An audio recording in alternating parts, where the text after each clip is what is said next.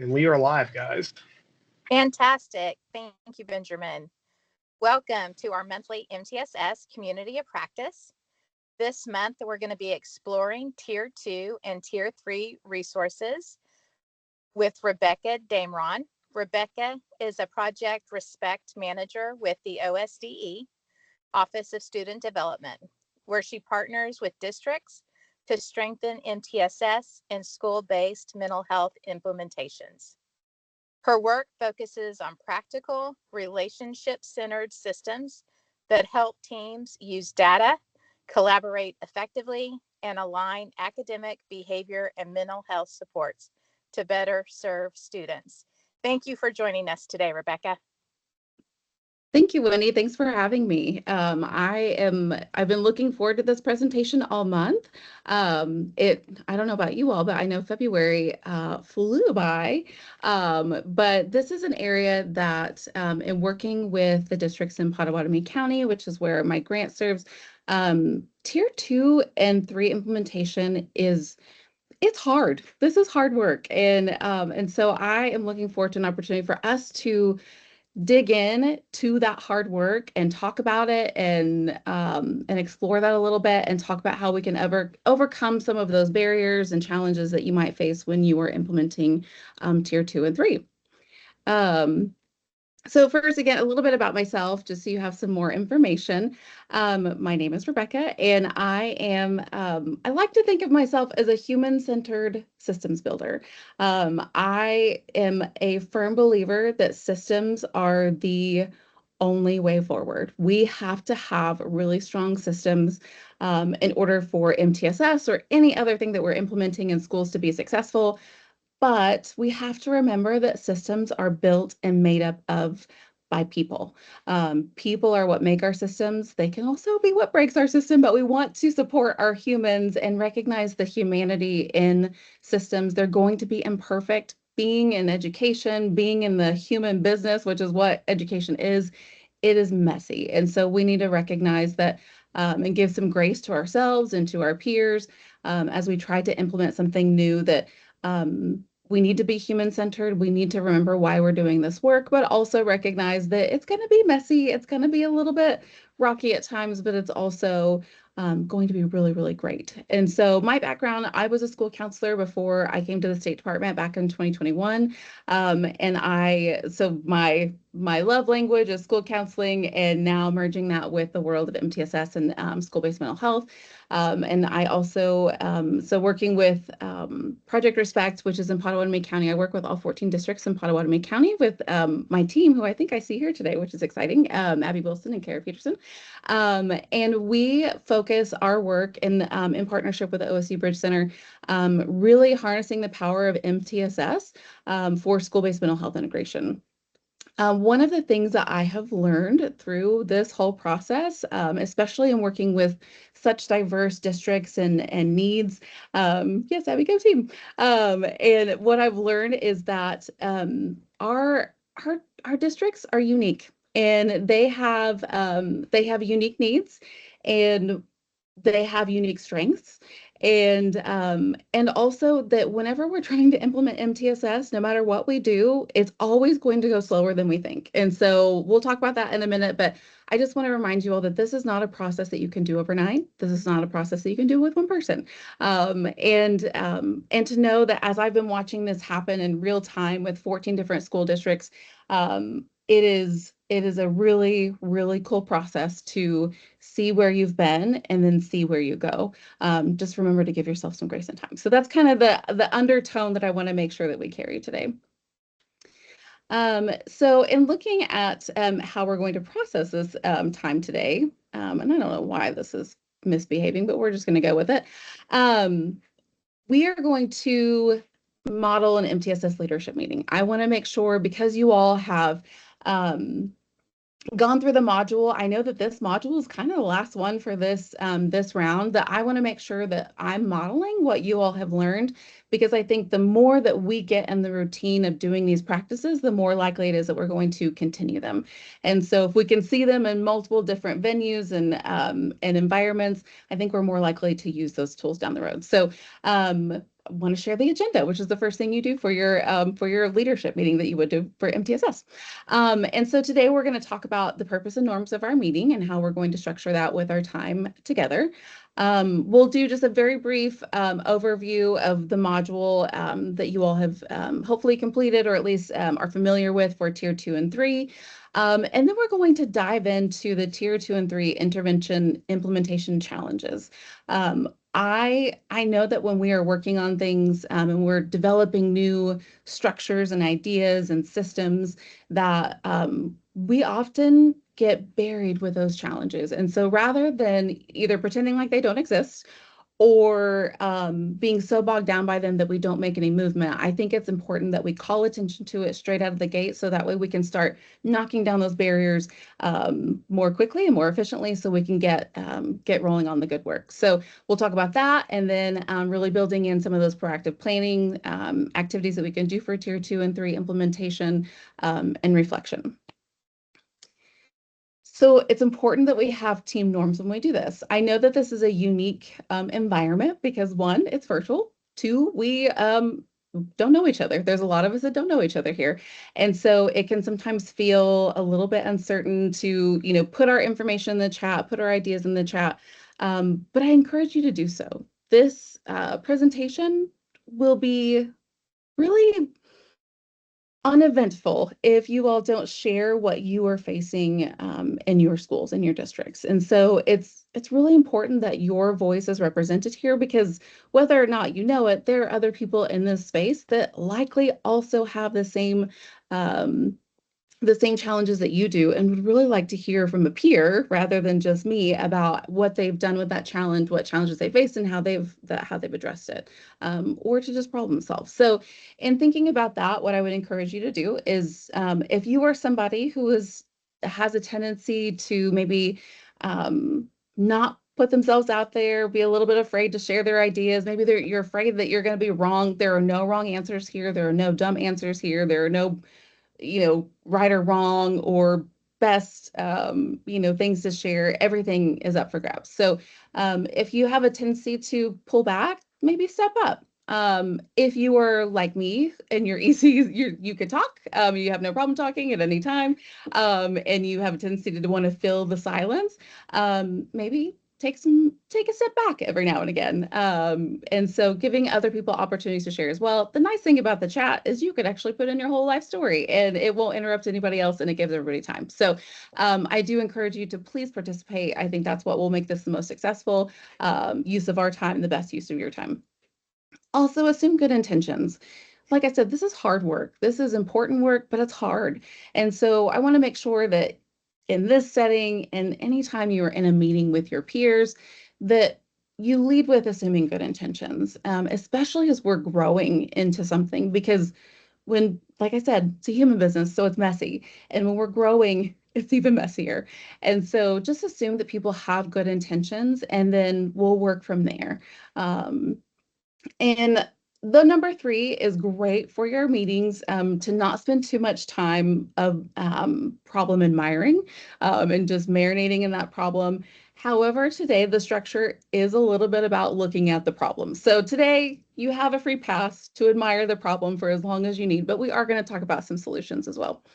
And then as we're talking about problems, how we kind of move from beyond that problem admiration stage is that we try to pair that problem with a move. Even as if it's a bad idea, throw your bad ideas out there, throw the garbage ones, share the ones that you've tried and have failed miserably, but also give some new ideas. It's safe to do it. This is like one of those tests, like it's a beta environment in here that you can just try. There's not a wrong answer here.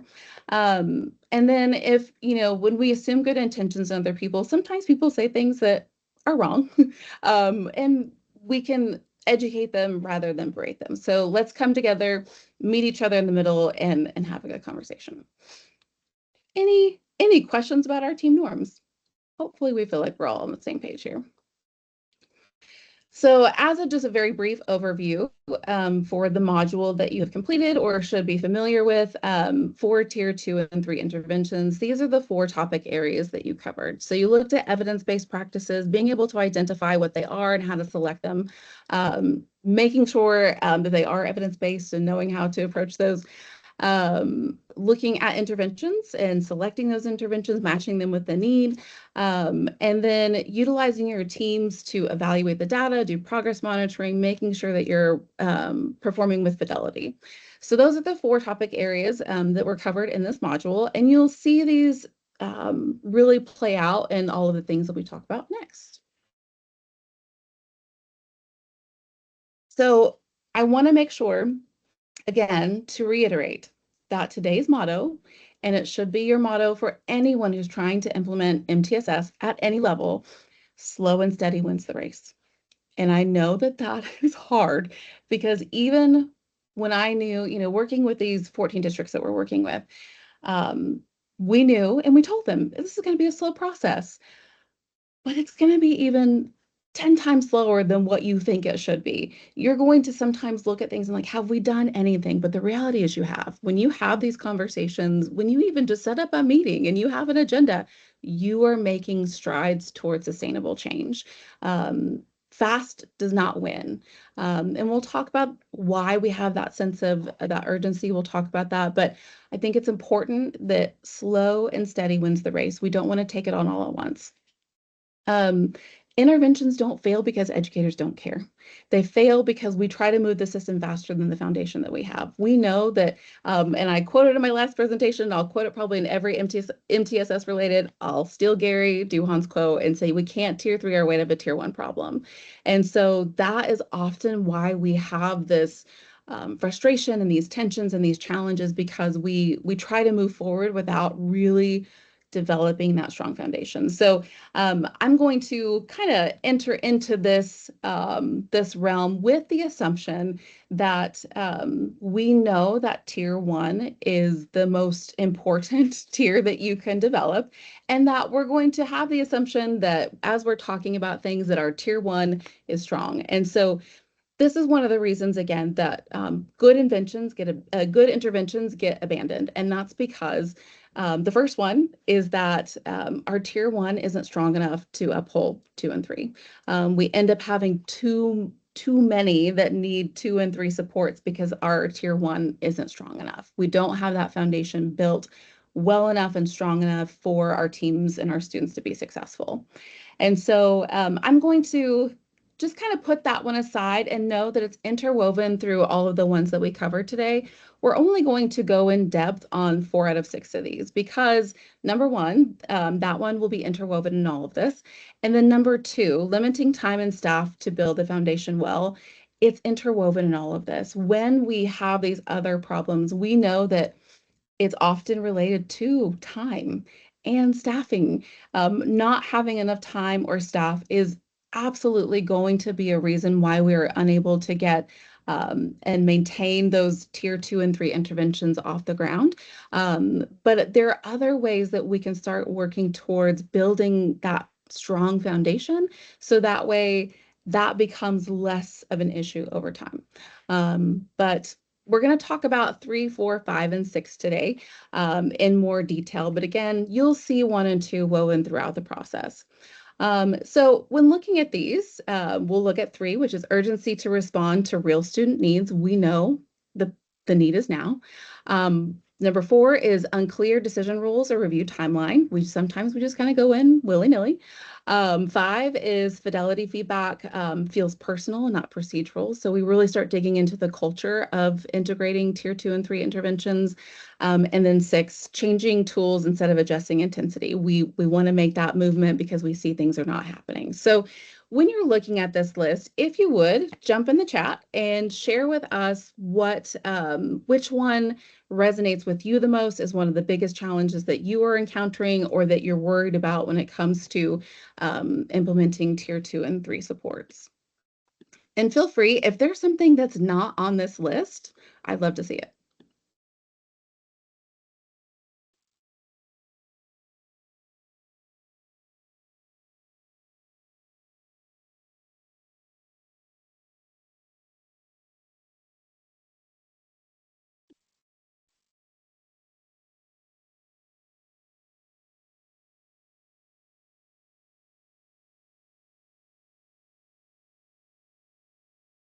Yes, Kara, it is so hard to be patient when you know that things need to change and you're trying to intervene and make something work and nothing is happening.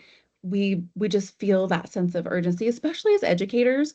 We're flexible, we're malleable, we respond. So when something comes up and it's not working, we want to fix it. And so it's a really hard one for us to really sit and wait, and give ourselves that whole time before we see impact. Yeah, two is without question. Even though it's number two, these are not in order of challenge level. They're intermixed, and really it depends on which school. But two is absolutely, I would say, would be the number one struggle that people have. It is so challenging in the educational environment when time is limited. We are pulled in every which way. And we don't necessarily have all the expertise that we need at the table or the number of people it would take to respond to those needs. And so it is absolutely a challenge, and I don't want to overlook that or dismiss it. Again, the only reason it doesn't have its own slide is because it is interwoven into all of this. And so I think as we're talking today, let's make sure that we keep that at the forefront and talk about how we can, how some of these solutions or things that we can discuss could be potential, maybe not erasing the barrier, but lowering it a little bit so we can climb over it. So the first one we're going to talk about is urgency to respond to student needs. So I think that this is one that really keeps us from making movement, and really building out a strong tier one and building out really intentional tier two and three supports, is because the need is now. Students need help right now. It's the reason we're trying to create a new system. It's the reason we're trying to add interventions to our programming, because there are ever changing and ever growing needs of our students, and they are happening right now. And so it can feel, when you have somebody like me who's doing a presentation saying slow and steady wins the race. That's cute, but the reality is the need is now. And so that can be a challenge to our ability to provide and to meet the need in an intentional way, because we are by nature, our gift, I think, as educators, is that we are responsive, we are flexible, we are adaptable. And so when a student has a need, we are doing all of those things. But the underlying tone of that is that we're reactive. And so it's a challenge because we do have to respond to the needs. So I don't want to say that we just put all of that aside and we just tell that student to hang on. And once we get our tier two and three off the ground, then we'll help them. That's not how it works. We're actively doing things to support them. And I think that's important for you to remember as well, is that when we start talking about implementing tier two and three interventions, and developing that structure, and that support, that doesn't mean that we stop what we're doing now. It doesn't mean that we just put everything on the back burner and that we just shut down all of our programming and interventions and say, give us a year because we're going to build this out and then it's going to be great. You're going to love it. That's not how it's going to work. So you are already doing things, your teams are already doing things, your teachers in the classrooms are already doing things to the very best of their ability to meet the needs of their students. That will not change.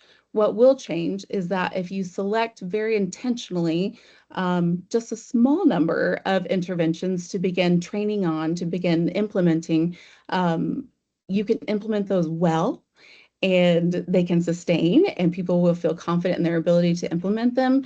And then that will, over time, decrease, hopefully, ideally, that urgency, that sense of urgency, that, everything is on fire feeling, that we continue doing what we've always been doing. But then in the background, we start doing some additional work to support those tier two and three intervention implementations. And then also using data to determine which tier requires strengthening. Because again, there are already a lot of great things happening in your districts. The work is taking place, the work is happening. But we don't always, as we start working on that tier 2 and 3 stuff, sometimes we don't realize the reason that they're falling through is because maybe our tier 1 isn't strong enough. So that goes back to that tier 1 problem, that is the data telling us that that the need really is the tier 3, that we're falling short in the tier 3, or is it that our tier 1 isn't strong enough? And so making sure that we're using data to inform which one we're going to focus on. And again, not trying to focus on all of them at once, because that is just not feasible, sustainable. You will burn out fast. So down here, you'll see I have just like a little reminder statement. If I can make this go away. The MTSS doesn't replace good work, it protects and strengthens it. So allowing that work to continue is that's the work, is we allow that work to continue, and then we slowly integrate new interventions over time. Any questions on that, by the way? I just want to throw that out there. Actually, I'm going to go back. Or any feedback. What makes urgency hard to manage in your context?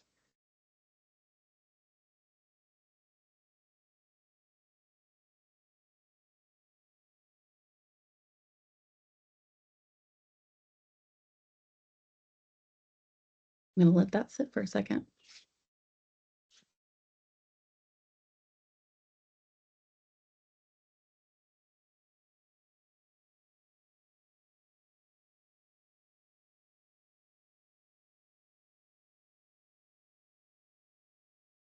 Yeah, Amanda, the different needs, and the needs are becoming more and more unique over time. And so that can be a really big challenge, is just really being able to, it feels like everybody needs a tier 3. And so being able to pull back and say, what is our most critical need and how do we address that first? It's really hard because, again, we are responsive, we are adaptable, and we want to adapt to all of those unique needs. But the reality is that we get burned out. And so that is definitely a challenge. Um,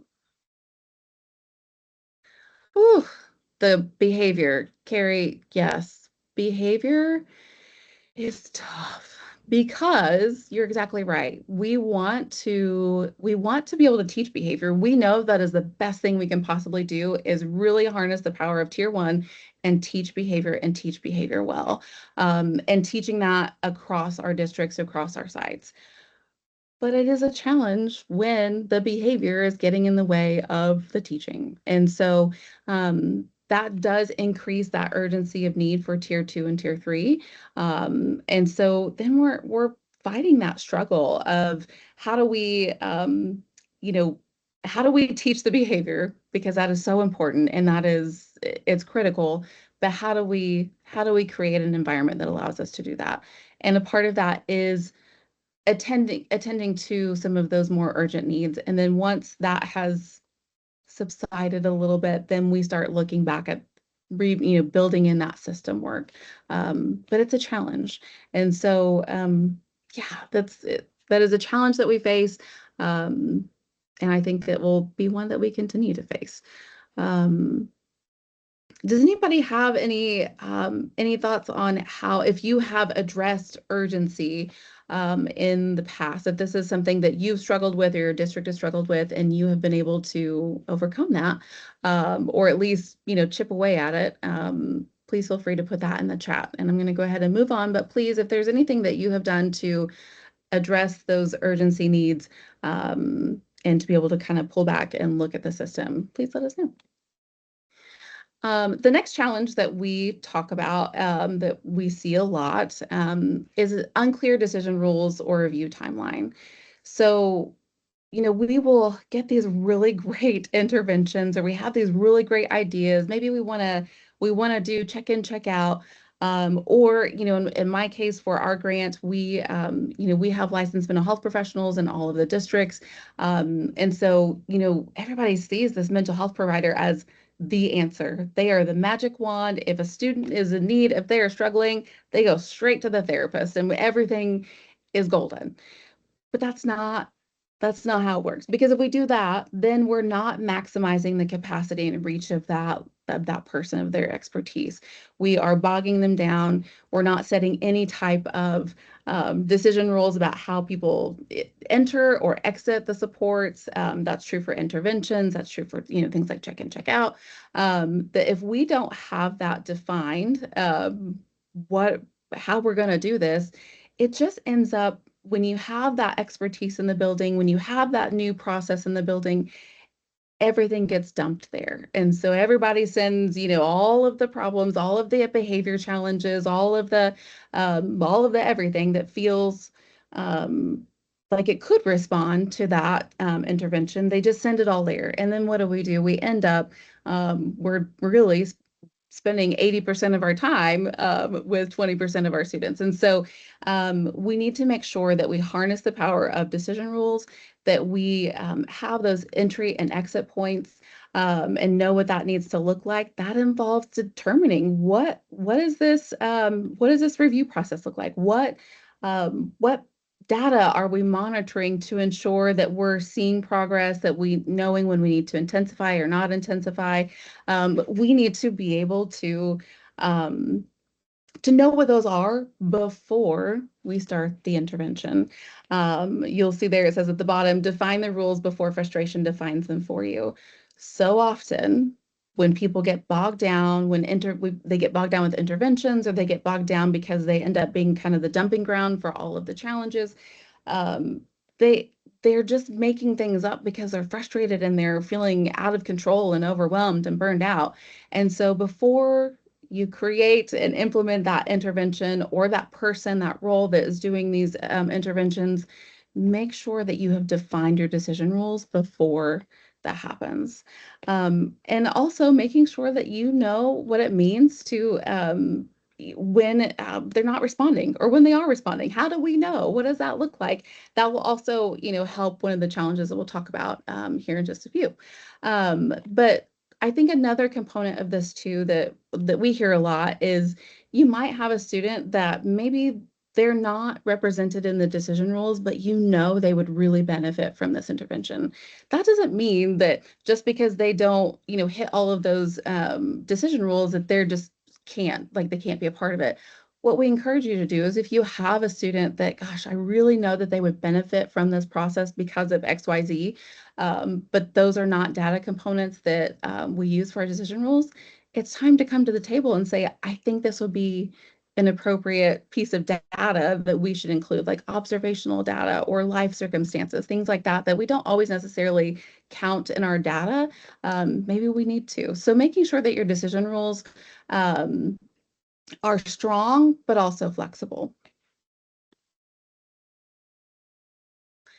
Next is looking at when fidelity feedback feels personal. This is, I don't want to say that this is the hardest one, but why it's hard is something that is a really challenging thing to overcome, and that is school and district culture. Um, Fidelity feedback and being able to talk with your peers or being able to talk with your teachers if you're an administrator, um, to share with them when they are and are not implementing with fidelity is a really challenging conversation because we attach feedback to our identity. We attach feedback and our ability to do something to our identity. I think this is especially true for our seasoned educators. When you have somebody that has been in the building for a very long time and they have just a really solid routine, they're great at what they do, to have an administrator or a peer say, let's look at your fidelity and let's check to make sure that you're implementing it the way that we said that it needed to be, and they miss the mark, that's a really hard conversation to have because, again, their identity has been built around being successful, being good at what they do, being a strong teacher. So having those conversations can be really tough, especially if it is not ingrained in the culture. And I think more often than not, this is something that is not ingrained in the culture of our schools. Feedback is usually only provided when things are really bad or when things are really great. It's rarely built into just the everyday processes that we're doing and doing those regular checks. Um, I think about it when, like our speech and debate kids, they go to a tournament. And when they do their performances, they do their speeches, they have judges that are watching them all day. Those judges have a sheet in front of them with a rubric. And at the very end of the tournament, after all is said and done, they got their trophies or they didn't, they get their stack of rubrics from the judges with all of the notes. And the students, sometimes they don't receive it well, but it is often they receive it well. They are hungry for that information because that is the culture of that organization, is that you do the performance, somebody tells you what you did great and what you didn't do great, and then you internalize that, you figure out how you can adjust and adapt, and then you keep going and you do it again at the next tournament and you do it with those notes in mind. And that is just a part of their culture. It's not personal. It's not an attack on their identity or their abilities. It's just, hey, here's where you need to adjust and adapt. I think we need to work on building that type of culture in our districts. Again, this is an even slower process and an even slower process and overturn than it is, I think, to develop MTSS. Changing culture takes time. But when we make it a part of the process, when we say, hey, we're going to implement this new intervention and we're going to have fidelity checks regularly, we have the rubric, here's everything that we're going to be looking for, and we're going to check it every 2 weeks. We're just going to do a touch base. We're just going to run and check it because we want to make sure that you feel confident, and we want to make sure that that's something that we can eliminate from a possibility of why something is or is not working. It's easy. It's not personal. It's not about your identity. It's not about your ability to teach or not. It is just, we're doing something new, and we want to make sure that we are all learning and adapting according to the rubric, and that we're learning and adapting basing that off of each other's feedback. I think it's important to have that peer feedback as well. So everybody's doing it, everybody's getting the 2-week check, everybody's having those conversations, and it's just a quick run through. It doesn't have to take 30 minutes. It can be 5 minutes. And so making that a regular part of the process is really helpful rather than waiting to do a fidelity check when things aren't working. So if you make that a part of the process throughout, rather than just when it's not working, it won't be personal. It'll just be a part of the process. So when you think about fidelity, do you, looking at my questions here that I want to make sure I cover, have you experienced that in your district where somebody has actually made feedback feel safe? And if so, what was it about that conversation that made it feel safe? And if you would share that in the comments.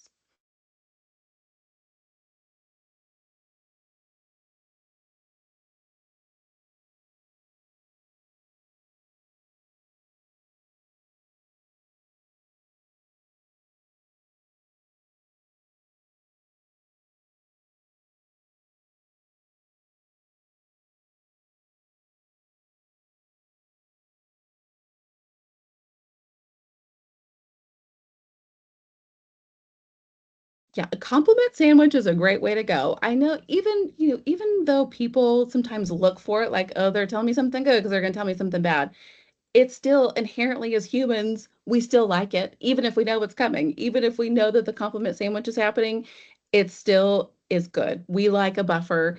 It helps to kind of mitigate the discomfort that we feel when we're providing feedback and we have to provide that negative feedback, but it also helps the other person too.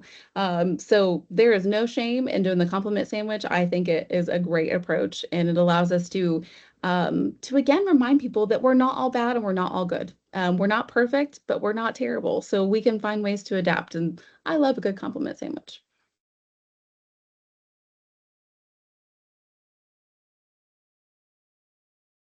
I love that when you talk about this was good, but if you could just kick it up a notch this way, it would really be better. And that I think is a great way to talk with your teams, to talk with your peers, because we're always about. I know I want the feedback. Tell me what I can be doing better. Tell me how I can tweak it to just make it great. So I think that's a great way. Is this is good, but what if we just added this little thing to make it better? Glows and grows. I love that. And that is, it's kind of the compliment sandwich. It's also kind of the this is good but could be great. we all have opportunities to grow. I don't care how old we are. I don't care how long we've been in the business. We always have opportunity to grow. And I think if we make that a part of our language as we're talking about implementing tier 2 and 3, that we are learning new interventions together. Even if there are things that we've done, we're learning how to operationalize it together to make sure that we're doing it consistently and intentionally. And that takes growth. That requires us to grow and get a little uncomfortable. And so if we just have that conversation straight out of the gate, it's going to make this process that much better. Thank you all for sharing. The next one that we'll talk about is changing tools instead of intensity. And I want to highlight that statement that I put at the bottom, which is that movement feels productive and discipline produces progress. Whenever something is not working, when we don't see the change that we want to see, we don't see progress, we get itchy, we get uncomfortable, we feel like, oh, we tried it, it's not working, we got to move, we got to, the urgency, the need is now. So if something is not happening, we don't want to wait days, weeks, months. That feels wild. So when we get that itch, we're like, oh nope, throw it out, let's pick a new one. And it's like we're picking through the junk drawer of things. And so we just have this tendency to want to throw the spaghetti at the wall and see what sticks. And when that happens, it makes it really hard for us to determine why it wasn't working. Maybe it's the fidelity. Maybe we weren't having that conversation that we should have been having. Maybe it's about maybe it's about how we're structuring it. Maybe we're not doing things as frequently or the dosage that we feel that needs to happen. So there's so many things that are missed if we just start changing out and switching out the tools rather than intensifying. Intensification is so, so important. And again, I think it's one that we miss a lot because we just think that this isn't working. And the reality is it's not necessarily the intervention. It's usually there's something wrong with fidelity. There's something wrong with intensity levels. And then time and making sure also that we have decided what we're going to measure to determine if progress is happening or not.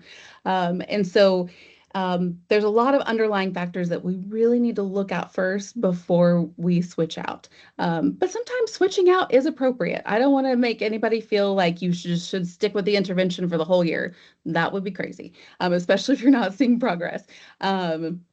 But just making sure that you are doing those things intentionally with fidelity and progress monitoring and intensity, and making sure that you're intensifying in a way that makes sense.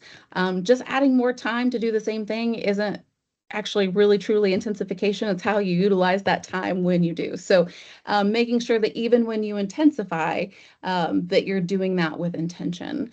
And so when we do that, when we start looking at the underlying factors, that's kind of where I think things do slow down because we're back building. We're back building that fidelity. We're back building the intensification decision rules.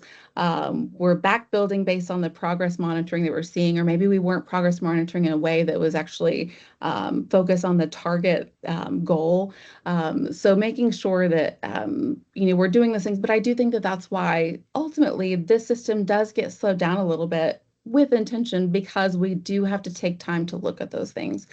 And as we talked about at the beginning, time is not on our side. Time is not always our friend. And so it can feel really cumbersome to have to try to sift through what it could possibly be to figure out what we need to do to change and adapt. But if we do these things with intention, if we build that discipline into it, that process of elimination, and that just becomes a part of our conversation, you can pretty quickly get through those conversations and say, we don't have to sift through it. We just need to check. Did we do our fidelity check? Did we do our progress monitoring?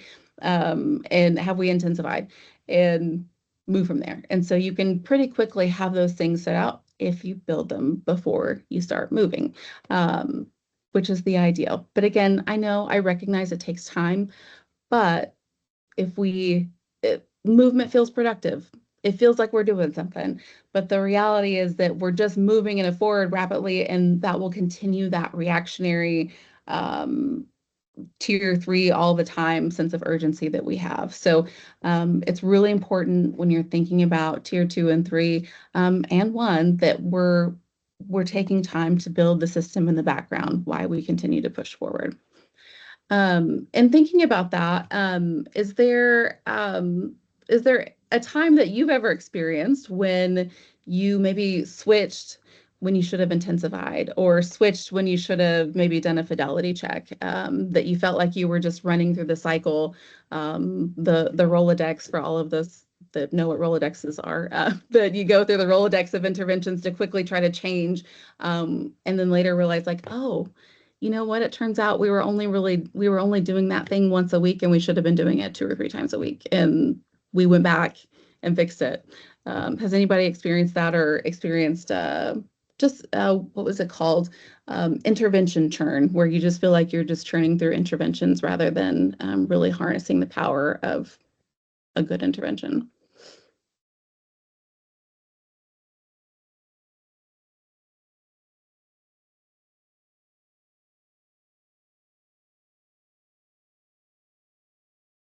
Ooh, and while we're waiting on that, I want to just address what Eva said about providing an actual idea to help, makes it easier too, whenever we're providing that feedback. Yes, rather just being like, nope, you didn't get it.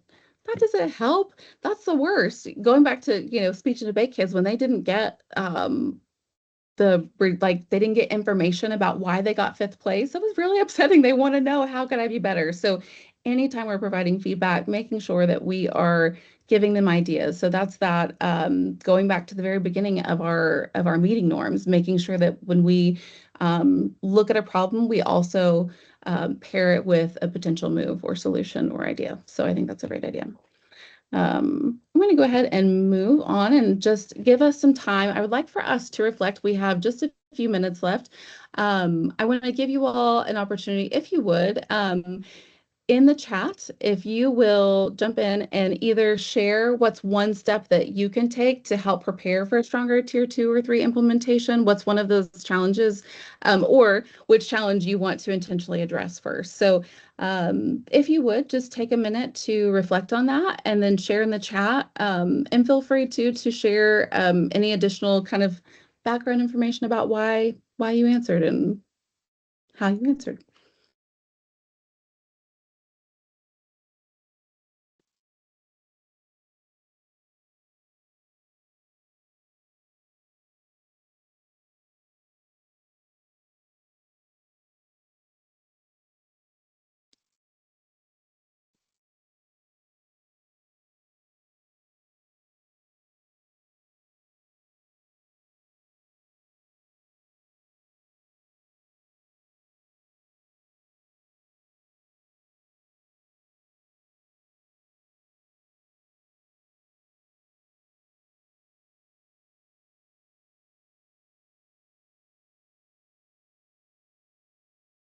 Yeah, Carrie, that is, we don't do decision rules well. And I think a big part of that, and I want to, I'm really actually glad that you brought it up because I meant to mention it, is that as educators, we have really good intuition. We're really good at reading a room.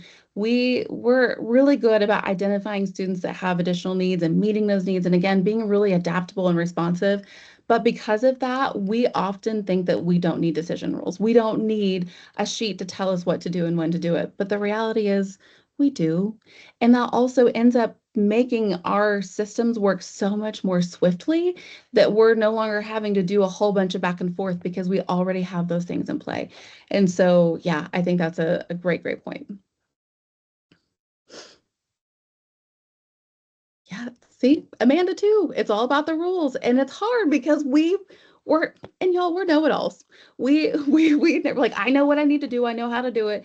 But the reality is that when we take out that factor of we need to know it all and we should just have it all, and we just put it in a place, and then we make that a part of our system and routine, the better off we're going to be. So I love that. I think that that is clearly, that is what everybody's feeling is we need to know, we just need to say, let's make some rules. Let's set some ground rules for all of us about how we're going to do this. Ugh, yeah, it's hard to give strategies more time because we want progress. And so I know that that is a challenge, but having those decision rules will also really help with that too. It allows us to have and hold that space. So thank you all for sharing. And that is, gosh, I tell you what, 45 minutes goes fast, especially when you're a talker like me. So I just want to remind you all, strong systems make great work sustainable. So you're already doing the great work. These systems are just going to keep that in play and ensure that they stick around. So thank you all so much. My information is there if you have any questions or want to chat. I love to talk. I would love to talk with you. So thank you all so much. Thank you so much, Rebecca. Tier 2, Tier 3, it is, and it's hard. And I love the last comment about, the urgency and finding this, leaving them in a space so that we can let them grow and work. Benjamin will put this up on our SPDEG link tree. So if you go to our SPDEG link tree, you'll have access to all of our videos and all of our other presentations. Please join us the last Wednesday of March for our next community of practice, which will be on progress monitoring. Thank you all so much. We appreciate you being here. Thank you.